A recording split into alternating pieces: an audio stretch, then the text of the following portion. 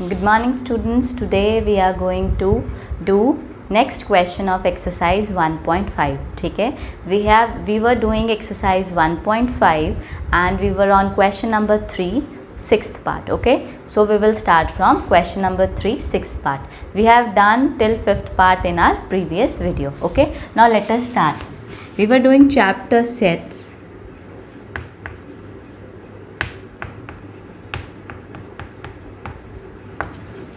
And we were doing exercise 1.5.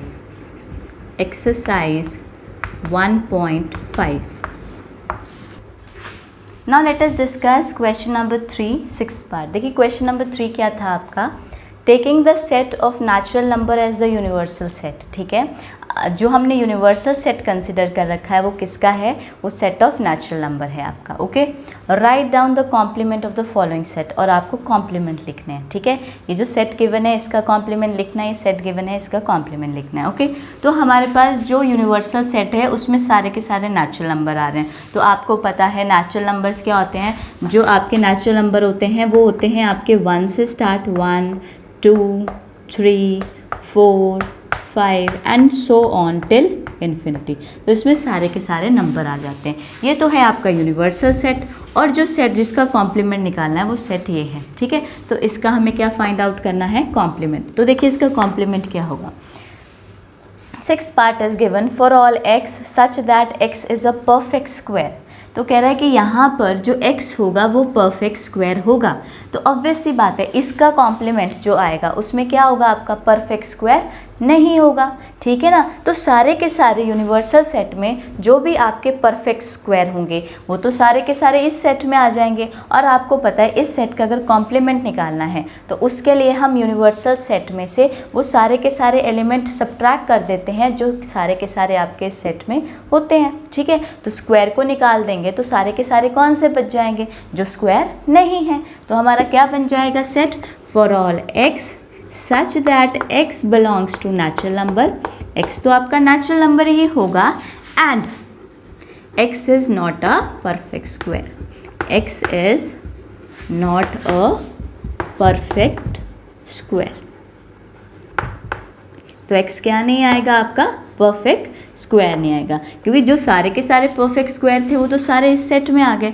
But हमें इस set का क्या निकालना है, जैसे क्वेश्चन में लिखा है कॉम्प्लीमेंट. तो इस सेट का कॉम्प्लीमेंट किसके इक्वल हो जाएगा कि इसमें जो x होंगे वो नेचुरल नंबर तो होंगे बट वो आपके क्या होंगे, सारे के सारे परफेक्ट स्क्वायर नहीं होंगे. मतलब जो सारे के सारे बाकी नंबर बच गए जो आपके परफेक्ट स्क्वायर नहीं है. ठीक है, next part is given for all x such that x is a perfect square, perfect cube.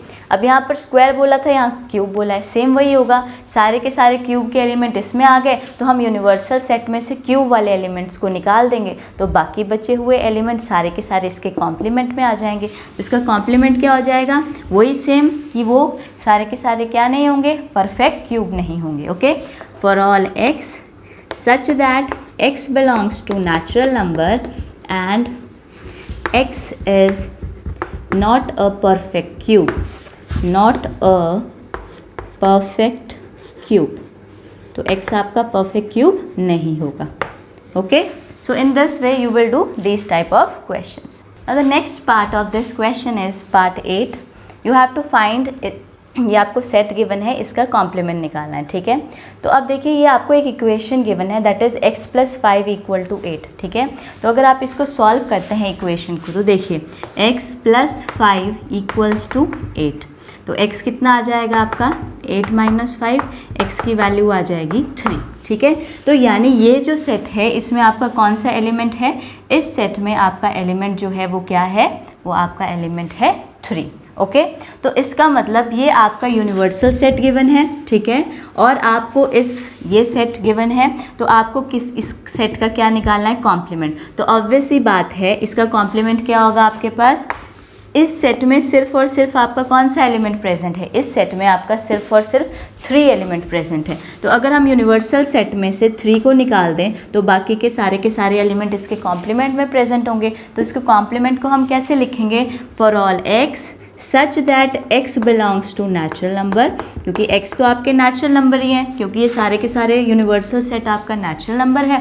And x is not equal to 3, x आपका 3 के इक्वल नहीं होगा। तो इसका मतलब है बाकी जो सारे के सारे एलिमेंट होंगे वो सारे के सारे इस कॉम्प्लीमेंट में प्रेजेंट होंगे। सिर्फ कौन सा प्रेजेंट नहीं होगा, 3 प्रेजेंट नहीं होगा। तो अगर इक्वेशन फॉर्म में क्वेश्चन आता है तो आप उस इक्वेशन को सॉल्व करिए, उसकी वैल्यू निकालिए कि वो इक्वेशन आपको वैल्यू क्या दे रहा है, ये 3 दे रहा है। तो इस सेट में सिर्फ 3 एलिमेंट हैं, तो इसके कॉम्प्लीमेंट में क्या आएगा। तो ऑब्वियस सी बात है कॉम्प्लीमेंट हम कैसे निकालते हैं, उसको यूनिवर्सल सेट में से माइनस कर देते हैं। तो ये हमने यूनिवर्सल सेट में से निकाल दिया, तो इसमें एलिमेंट सारे आ जाएंगे 1 2 3 4 5 एंड सो ऑन।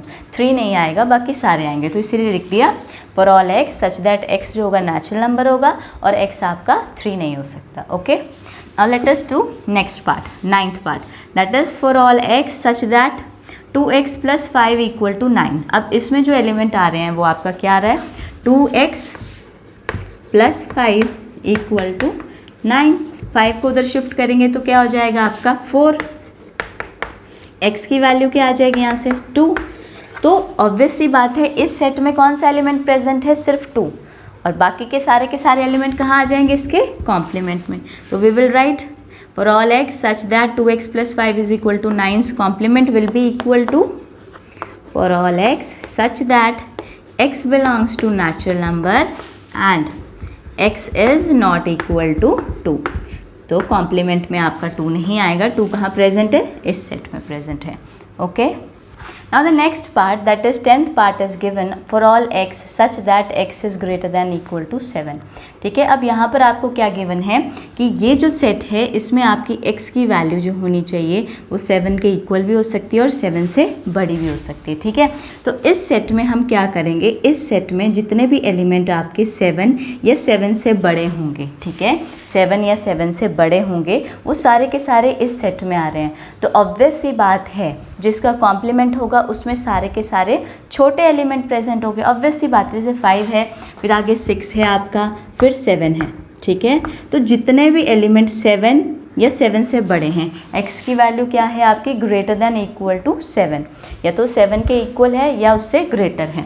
तो जितने भी एलिमेंट आपके 7 या 7 के बाद आएंगे वो सारे के सारे इस सेट में आ रहे हैं। तो ऑब्वियस सी बात है जो आपका इसका कॉम्प्लीमेंट होगा उसमें सारे के सारे एलिमेंट कौन से आएंगे, जो 7 से छोटे होंगे, यानी 1 2 3 4 5 6 आएंगे। ओके, तो इसको कैसे लिखेंगे, for all x such that x belongs to natural number and x is less than 7। तो x आपका क्या आ जाएगा, 7 से छोटा।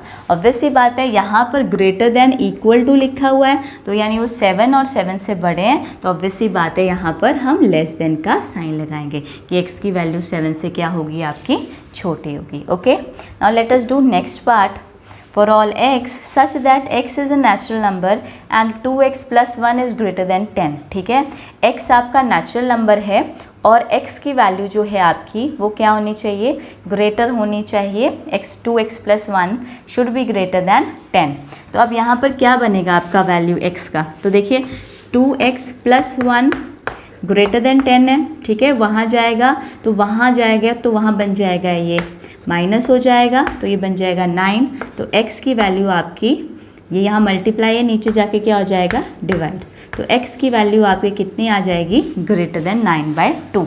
तो यहाँ पर ये बता रहा है कि x की वैल्यू आपकी 9/2 से बड़ी होनी चाहिए। ठीक है, तो x की वैल्यू 9/2 से बड़ी होनी चाहिए और वो क्या होना चाहिए, आपका नेचुरल नंबर होना चाहिए। तो 9/2 का मतलब हो गया एक तरह से 4.5, तो यानी आपकी x की वैल्यू 4.5 से बड़ी होनी चाहिए, यानी जो पहला नेचुरल नंबर है वो आपका क्या आएगा, 5 आएगा।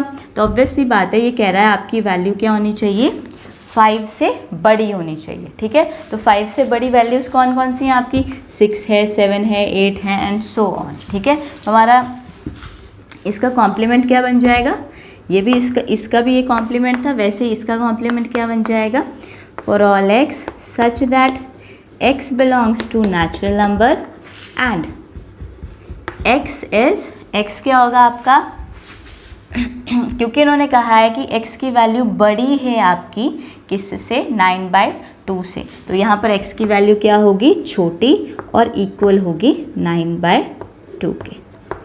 ओके क्या होगी, x की value less than equal to 9/2, क्योंकि इक्वल इसीलिए आएगा क्योंकि इसमें वैल्यू सारी की सारी जो थी वो 9/2 से बड़ी आ रही थी, तो उसमें आ रही थी आपकी 6, 7, 8, 9, 10, तो इसमें सारी की सारी वैल्यूज़ या तो इसके बराबर आएंगी या तो फिर इससे छोटी आएंगी।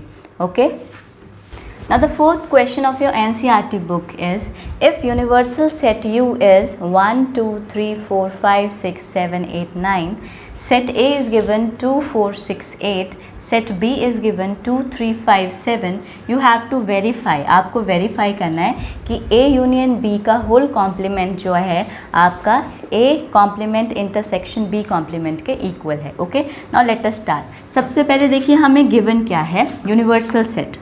यूनिवर्सल सेट लिख लेते हैं, हमारे पास है 1, 2, 3, 4, 5, 6, 7, 8, 9।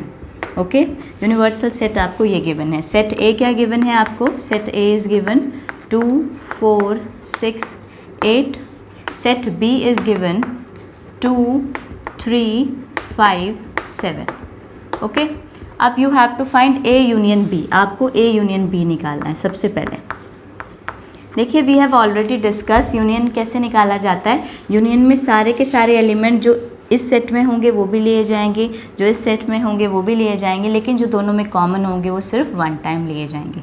तो यहाँ पर 2 जो है वो कॉमन है आपका, बाकी और कोई एलिमेंट कॉमन नहीं है, तो we will write this as 2, 4, 6, 8, 3, 5, 7। तो ये आपका क्या आ गया, ये आपका ए यूनियन बी आ गया।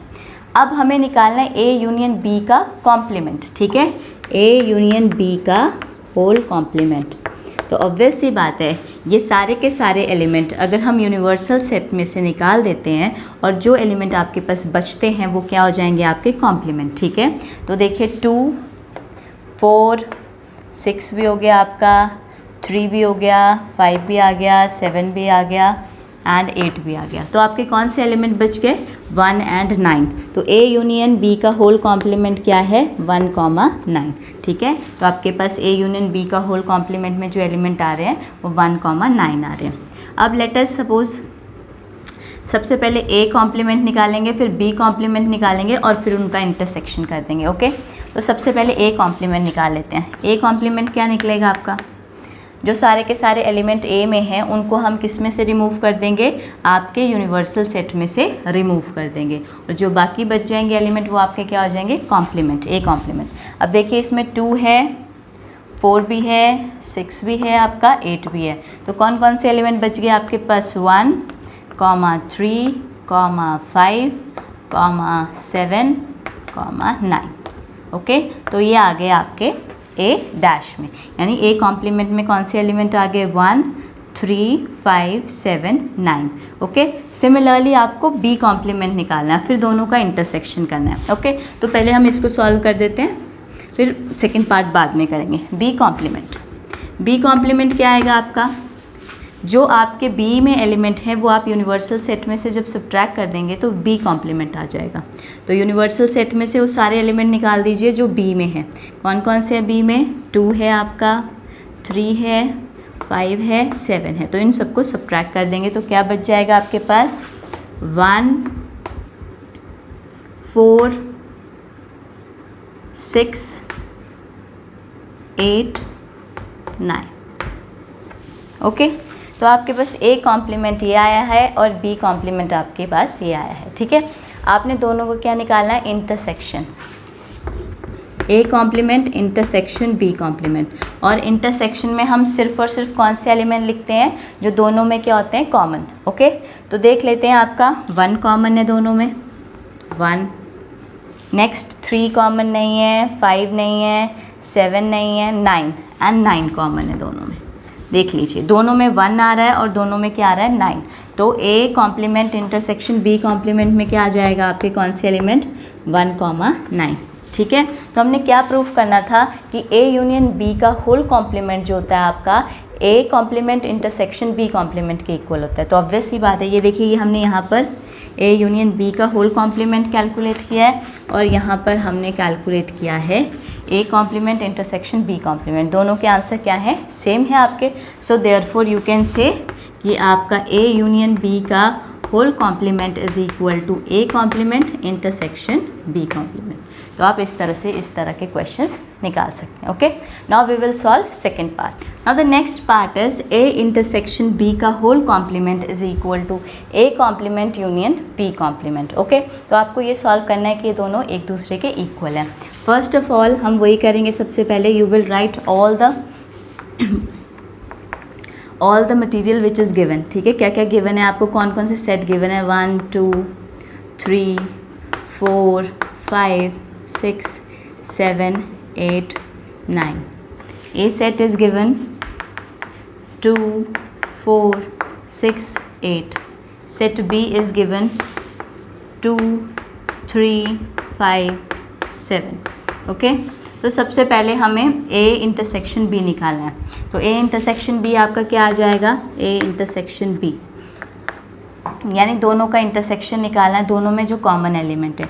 तो देखिए इन दोनों में सिर्फ और सिर्फ आपका जो है 2 कॉमन है, तो A इंटरसेक्शन B क्या आ जाएगा आपके पास, सिर्फ और सिर्फ 2 एलिमेंट। ठीक है, का होल कॉम्प्लीमेंट। अब आपको इसमें का निकालना है, का होल कॉम्प्लीमेंट मीन्स इस एलिमेंट को आपने किस में से निकाल देना है, यूनिवर्सल सेट में, और जो बाकी के सारे एलिमेंट होंगे वो कहाँ प्रेजेंट होंगे, आपके A इंटरसेक्शन B का होल कॉम्प्लीमेंट में। तो 2 को निकाल दीजिए, कौन कौन से बच गए हमारे पास, 1 3 4 5 6 7 8 9।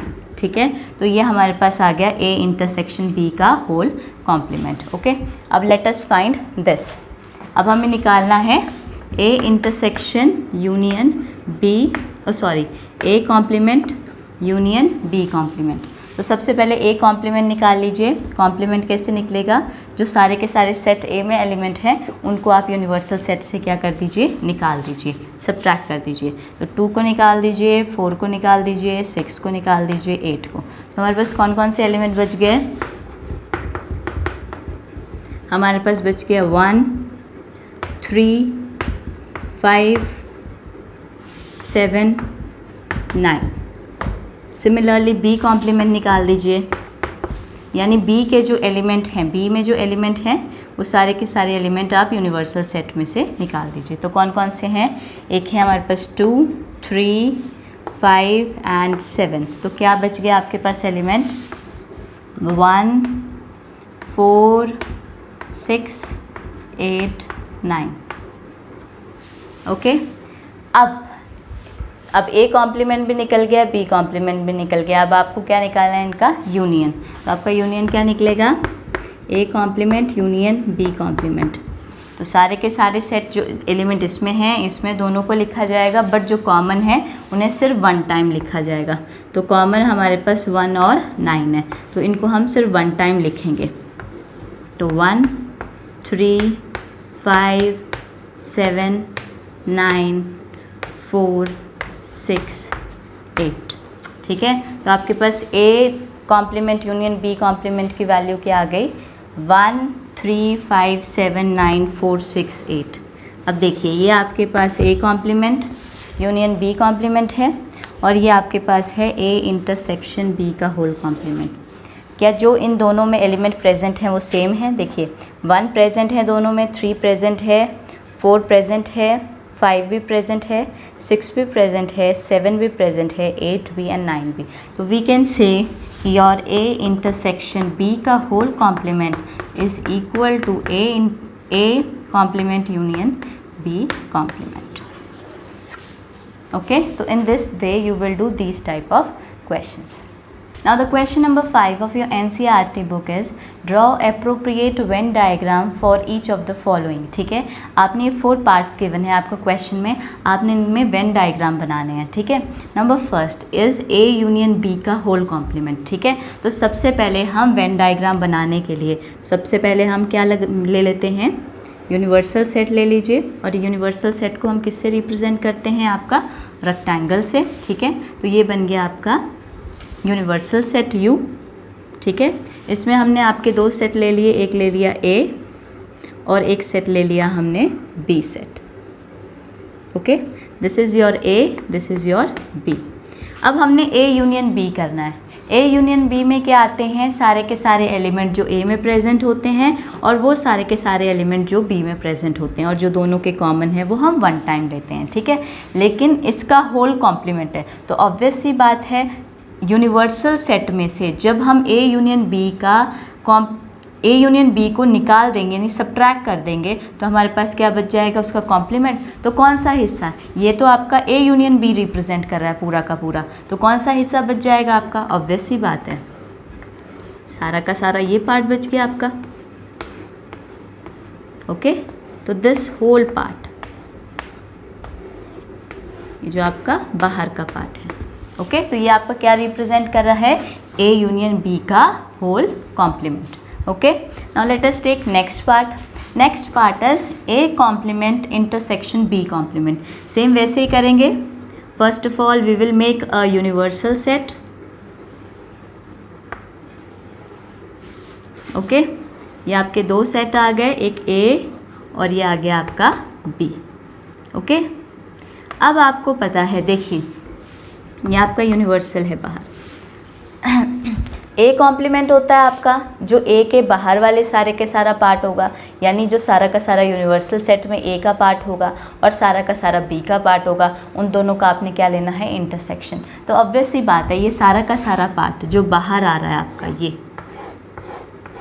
ये this we will take as A complement intersection B complement. Okay, और हमने ये प्रूव भी किया था एक रिलेशन में कि आपका ए यूनियन बी का होल कॉम्प्लीमेंट जो होता है वो ए कॉम्प्लीमेंट इंटरसेक्शन बी के इक्वल होता है। तो यानी ये जो दोनों डायग्राम्स है दोनों क्या बनेंगे, सेम बनेंगे। Okay, similarly let us take next part, A intersection B का होल कॉम्प्लीमेंट।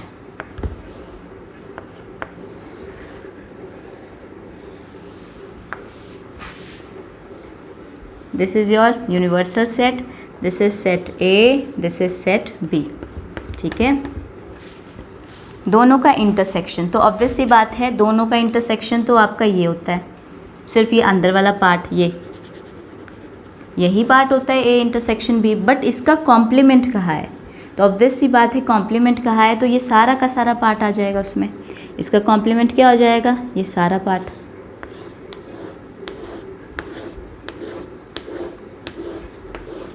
ठीक है, तो ये सारा का सारा पार्ट जो सिर्फ इंटरसेक्शन को छोड़ के है आपका।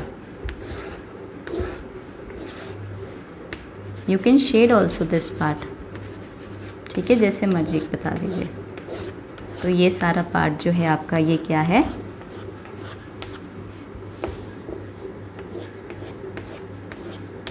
ये सारा का सारा रिप्रेजेंट कर रहा है आपका ए इंटरसेक्शन बी का whole complement. Similarly let us take A complement और आपका यूनियन बी कॉम्प्लीमेंट। तो इसके लिए भी आपका first of all let us take universal set, ठीक है, इसमें आप दो ले लीजिए, आपका एक आ गया आपका ए और दिस इज़ योर बी, ठीक है, सेट। अब इन दोनों का अलग, इनका कॉम्प्लीमेंट का यूनियन, तो ऑब्वियस सी बात है इनके कॉम्प्लीमेंट का यूनियन कौन से एलिमेंट आ जाएंगे आपके, सिमिलरली सेम यही, क्योंकि आपको पता है हमने रिलेशन निकाल रखा है ए इंटरसेक्शन बी का होल कॉम्प्लीमेंट किसके इक्वल होता है आपका, ए इंटरसेक्शन यूनियन बी के कॉम्प्लीमेंट के। तो जो आपका वेन डायग्राम यहाँ बन रहा है सेम यहाँ पर बनेगा। तो आपका वेन डायग्राम क्या होगा, ये सारा का सारा पार्ट शेडेड।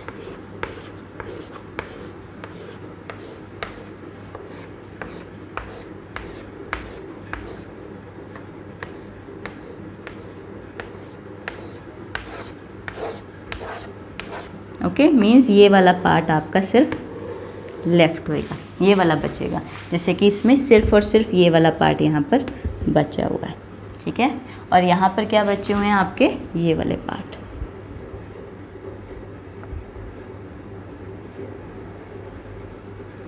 ओके, सिमिलरली यहाँ पर भी।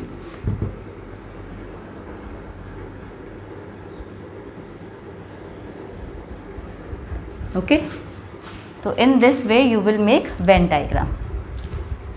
Okay, now the question 6th of your NCERT book is, let U be the set of all triangles in a plane if A is the set of all triangles with at least one angle different from 60 degree, what is A dash? ठीक है, तो आपको U set given है जिसमें सारे के सारे आपके ट्राइंगल्स आ रहे हैं प्लेन में, और आपका जो A सेट है उसमें आपके सारे ट्राइंगल वो आ रहे हैं with at least one angle different from 60 degree. ठीक है, एक एंगल जो होगा उसमें से वो 60 से अलग होगा। What is a dash? तो ऑब्वियस सी बात है ए डैश उसके कॉम्प्लीमेंट में सारे के सारे एंगल्स वो आएंगे जो क्या होंगे 60 डिग्री। तो ऐसा कौन सा ट्राइंगल होता है जिसमें सारे एंगल आपके 60 डिग्री होते हैं? ऐसा आपका इक्विलेटरल ट्राइंगल होता है। तो ए कॉम्प्लीमेंट में आपके क्या आ जाएंगे? A complement is the set of all equilateral triangle। तो इसमें आपके सारे के सारे क्या आ जाएंगे? equilateral triangle।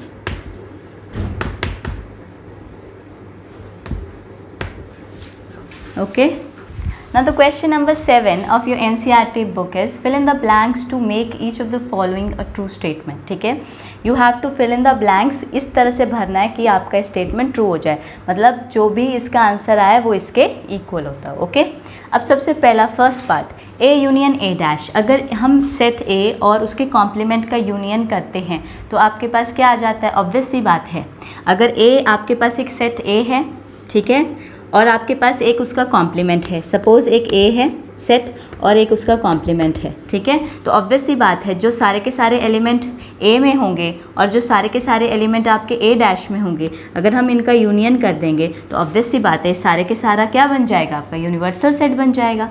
यूनिवर्सल सेट में आपके वो सारे एलिमेंट भी होते हैं जो सेट ए में होते हैं और वो सारे एलिमेंट भी होते हैं जो आपके ए डैश में होते हैं। तो ये आपका किसके इक्वल आ जाएगा?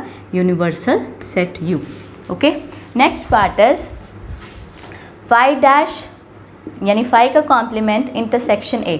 देखिए फाई का कॉम्प्लीमेंट क्या होगा? फाई मीन्स नल सेट, कोई एलिमेंट नहीं है, और फाई का कॉम्प्लीमेंट क्या हो जाता है? आपका यूनिवर्सल सेट बन जाता है। तो फाई का कॉम्प्लीमेंट आपका बन जाता है यूनिवर्सल सेट। अगर यूनिवर्सल सेट में और का इंटरसेक्शन हम एक सेट के साथ करें, ठीक है, यानी अगर हम यूनिवर्सल सेट का किसके साथ इंटरसेक्शन करते हैं? सेट ए के साथ इंटरसेक्शन करते हैं, तो ऑब्वियस सी बात है क्या आएगा? आपका ए सेट ही आएगा। ठीक है ना, मतलब इंटरसेक्शन हो गया कॉमन। सपोज यूनिवर्सल सेट में आपके पास 1 2 3 4 एलिमेंट है, लेट अस टेक, ठीक है, और आपके सेट ए में जो प्रेजेंट है वो 1 2 एलिमेंट है। तो अगर हम, ऑब्वियस सी बात है आपको पता है कि यूनिवर्सल सेट के अंदर ही तो आपका ए सेट होता है, ठीक है, तो इसका मतलब है अगर हम इन दोनों का इंटरसेक्शन निकाल रहे हैं, मतलब इन दोनों के कॉमन निकालने हैं, तो दोनों में जो कॉमन एलिमेंट आएंगे यानी 1 2 इसमें भी हैं और इसमें भी हैं, तो इनमें जो कॉमन एलिमेंट आएंगे वो सारे के सारे कौन से एलिमेंट होंगे?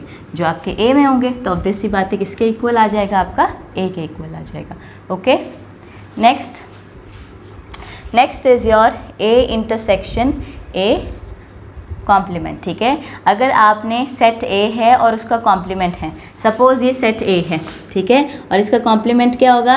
ये सारा का सारा जो बाहर का पार्ट है। अगर हम यूनिवर्सल सेट में से ए सेट को माइनस कर देते हैं तो वो आपका ए कॉम्प्लीमेंट होता है। तो क्या आपका ए और ए कॉम्प्लीमेंट का इंटरसेक्शन बनता है? नहीं, इन दोनों का कोई भी इंटरसेक्शन नहीं होता है, इनमें कोई कॉमन एलिमेंट नहीं आता, तो इसीलिए किसके इक्वल हो जाएगा? आपका फाई के इक्वल हो जाएगा। ओके, नेक्स्ट इज यूनिवर्सल का कॉम्प्लीमेंट इंटरसेक्शन ए।